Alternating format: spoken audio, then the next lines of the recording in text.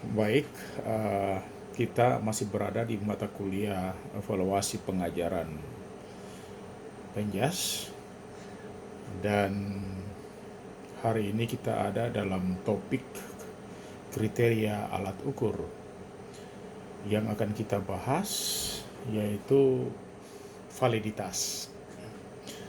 Eh, kita harus tahu ya bahwa seorang guru dalam hal memilih alat ukur, maka dia eh, harus bisa memastikan bahwa alat ukur yang dia pilih adalah alat ukur yang baik ya, sehingga bisa menghasilkan keputusan pendidikan atau penilaian yang tepat dan bijaksana.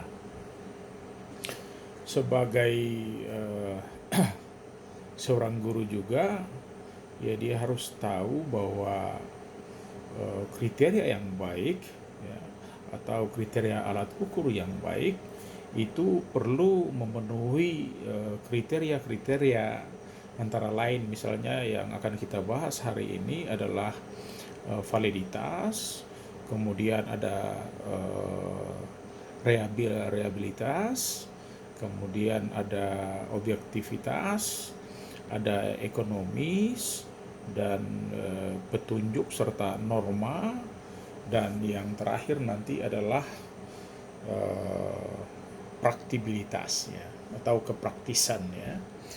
Jadi alat ukur yang baik dia harus memenuhi 5 kriteria itu ya.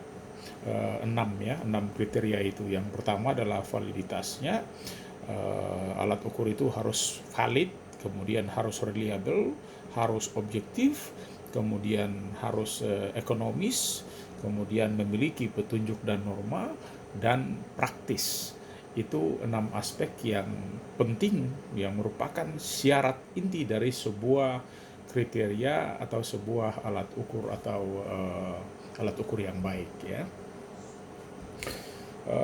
Kita akan membahas satu-satu, paling tidak di hari ini kita akan membahas tentang yang namanya validitas. Yang penting yang harus kita ketahui pertama dulu tentang pengertian validitas itu.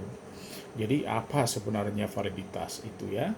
Jadi suatu alat ukur itu bisa dikatakan valid jika ia memang benar-benar sesuai dengan apa yang hendak diukur.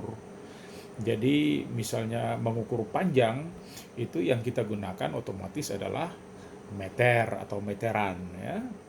Kemudian misalnya kita mau mengukur berat, maka tentu yang kita gunakan adalah timbangan ya, kilogram. Atau misalnya kita mau mengukur kecepatan ya, katakanlah kecepatan lari, maka otomatis yang harus kita gunakan adalah stopwatch ya. Misalnya kita mau mengukur panas, maka otomatis kita harus menggunakan termometer ya. Jadi itu hal-hal yang perlu diperhatikan, artinya bahwa kita mengukur dengan menggunakan alat yang betul-betul valid yang bisa digunakan untuk itu.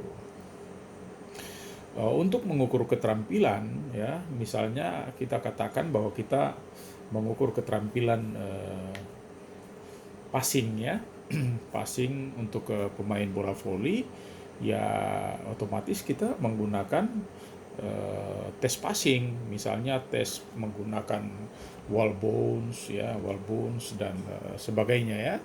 Bagaimana dia tes passing atas, tes passing bawah ya, tes untuk smash ya, tes untuk membendung atau blocking ya. Itu semua untuk mengukur keterampilan.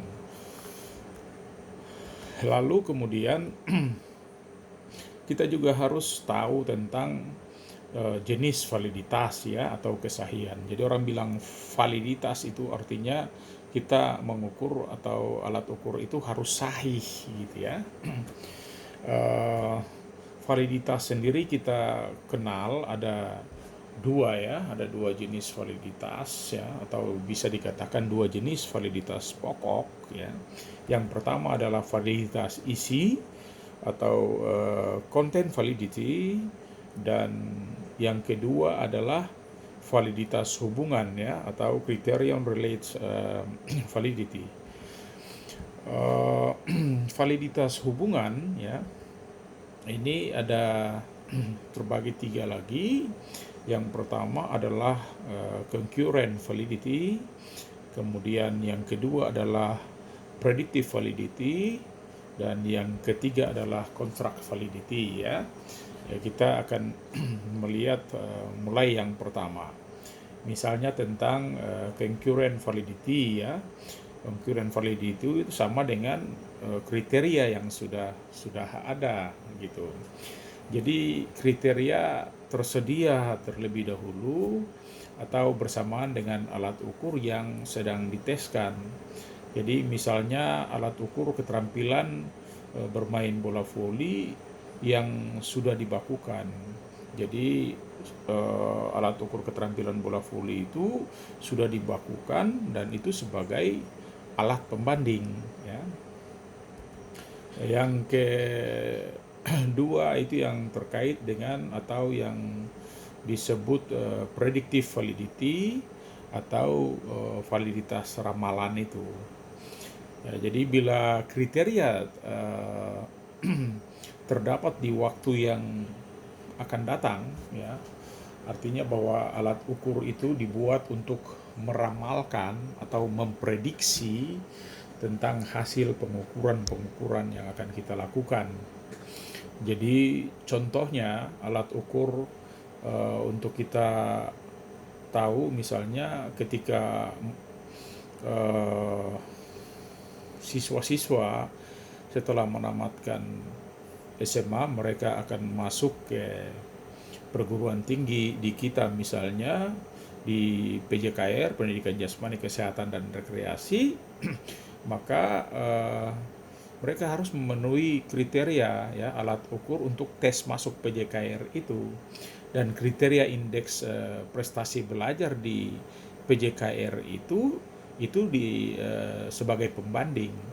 Jadi kriteria kita lihat bahwa indeks prestasi belajar di PJKR itu sudah ada, kemudian kita menggunakan tes masuk di PJKR itu ya, itu kita akan mengawinkan keduanya. Jadi intinya bahwa alat ukur atau tes masuk PJKR itu sebagai kriteria indeks prestasi sebagai data pembanding. Nanti kita akan bandingkan dengan indeks prestasi belajar dari prestasi belajar mahasiswa di PJKR ya, sebagai bahan pembandingnya. Yang berikut adalah construct validity atau validitas konstruksi ya. Validitas konstruksi ini menunjukkan sejauh mana pengukuran tujuan yang rendah itu dirumuskan dalam TIK ya. Atau dengan kata lain, jika butir-butir soal yang kita buat itu ya mengukur aspek berpikir yang menjadi tujuan instruksional, mungkin kalimatnya agak berat, tapi saya ingin membantu Anda ya. Kita bisa bikin contohnya saja ya. Seorang pelatih ya mempunyai perumusan instruksional, dia merumuskan tujuan instruksionalnya tentang kericuhan dalam pertandingan, itu bisa dimanfaatkan untuk mencapai kemenangan. Katakanlah sepak bola ya. Alat ukur itu dianggap valid bila dapat mengungkap bahwa kebenaran pemanfaatan kericuhan oleh pelatih atau mereka yang sudah menskenariokan itu bisa menimbulkan kemenangan ya. Jadi kalau memang seperti itu, maka itu yang dinamakan sebagai validitas konstruksi ya. Kemudian untuk tentu kita harus, setelah kita tahu validitas itu apa, maka selanjutnya kita akan mencari validitas, ada rumusnya.